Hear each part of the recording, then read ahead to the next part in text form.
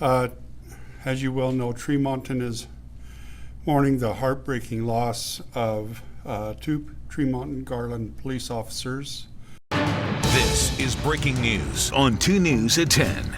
Tonight, 2 fallen officers back in the communities they served just over 24 hours after their lives were senselessly taken while responding to a domestic violence call in Tremonton. On August 17th at 21:02 hours, so 9:02 p.m., the Box Elder Communications Center received multiple 911 hang-ups from an address near 700 North, 200 East in Tremonton, Utah. An officer from the Tremonton-Garland Police Department responded and began speaking with an occupant of the home who was reporting an apparent domestic disturbance, at which time a male emerged from the residence with a firearm.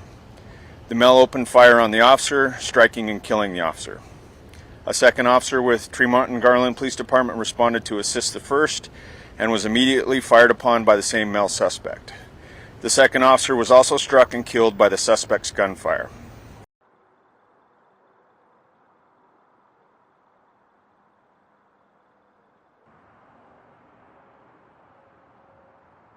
Thanks for joining us for 2 News at 10, live from Tremonton. I'm Heidi Hatch. And I'm Brian Schnee. The final stop in an hours-long procession wrapped up just about 2 hours ago in Logan.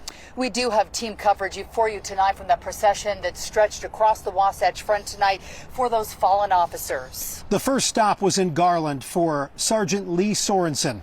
Sorensen served the community in Garland for 16 years. He knew it inside and out. He was recently promoted to sergeant and was to be sworn into his new role on Friday. The 56-year-old is survived by his wife and their children. The town rallied their support for Sergeant Lee Sorensen today. People lining the streets, waiting there often for hours in the hot sun today, wanting to make sure that these families felt lifted up. David Ochoa was there amongst the crowds this evening. David. Yeah, Garland is a small town with a big community. Flags like this one just behind me here line the street, along with people sitting in the hot sun waiting to support their hometown hero one last time. Everyone was still in shock that something like this would ever happen in their town. I asked everyone if they knew Sergeant Sorensen, and the answer from just about everyone was yes, because this is a place where everyone knows everyone, which is why they're still reeling from the incident. It's a very sad day that we're having right now. Oh, we've teared up multiple times, realizing that something so devastating that you think happens in big cities elsewhere could happen in such a small town.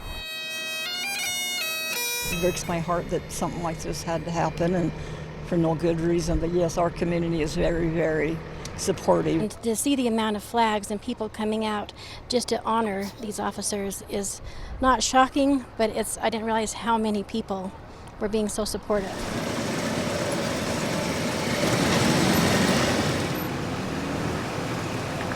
Now the parking lot of this funeral home and Main Street all along here were just filled with people, and then officers, law enforcement officers from all over the state came as well, just like these ones you see in Ogden behind me, keeping watch over Sergeant Sorensen until his final resting place. They all came to pay their respects to him as he came home one last time. Reporting live in Garland, David Ochoa, KUTV 2 News. A veteran officer, David, thank you. The second officer killed, Officer Eric Estrada. He was young, just 31 years old, and had been in law enforcement for 8 years. Joining the Tremonton Police Department earlier this year, outside of work, he loved CrossFit and described as a dedicated father and husband. He leaves behind his wife, Brittany, and their 2 young children. Tonight's procession ended at the Allen Hall Mortuary in Logan for Officer Eric Estrada. Brian Will was there when the group arrived and as community members lined the streets tonight. Brian, he was beloved here, and he started his law enforcement career here in Logan. Tonight, residents filled the streets here, and remnants still remain as ribbons are up for this fallen officer. This is very fresh. This is an open wound, and it's going to be open for a while. A community in mourning Monday night, with hundreds lining Center Street in downtown Logan to pay their respects to Officer Eric Estrada.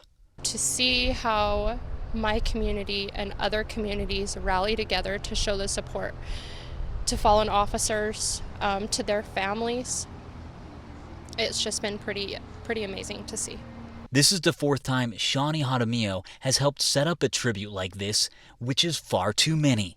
We're not in this for recognition by any means. We're just here to support them.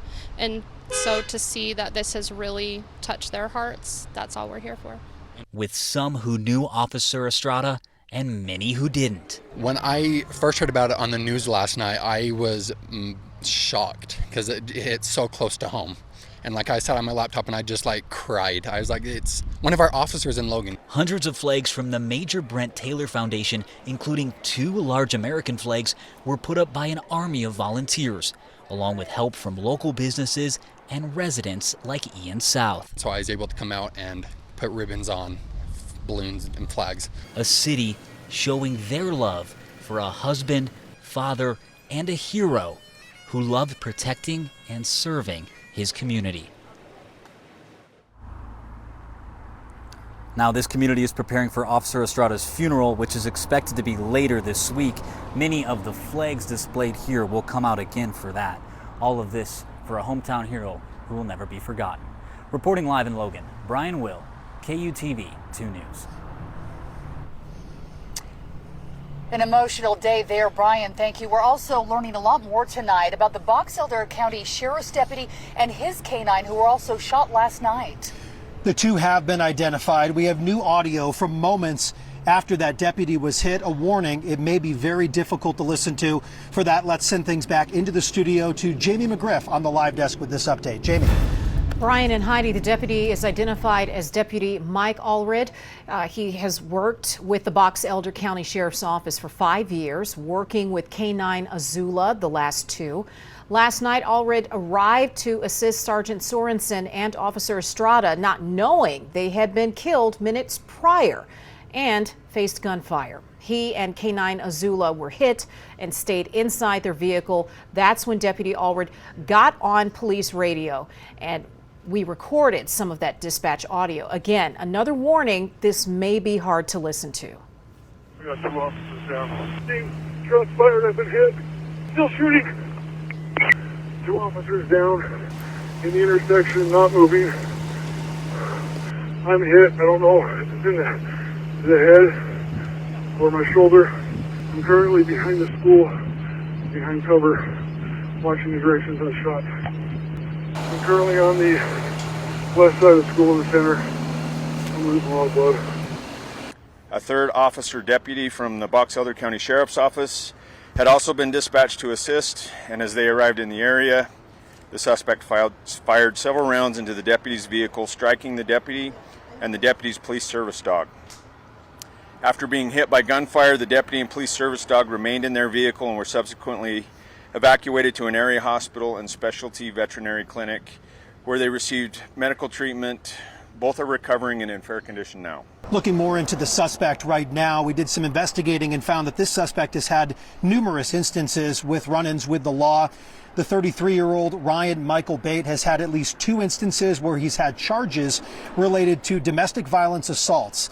Back in 2021, he agreed to a plea deal, which dismissed one of those charges.